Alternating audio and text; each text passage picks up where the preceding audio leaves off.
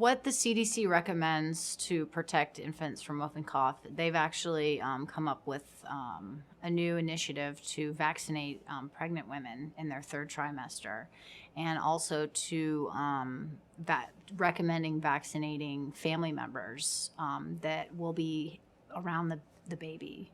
And also just to get the child's boosters. I think those are the three main things that the CDC recommends.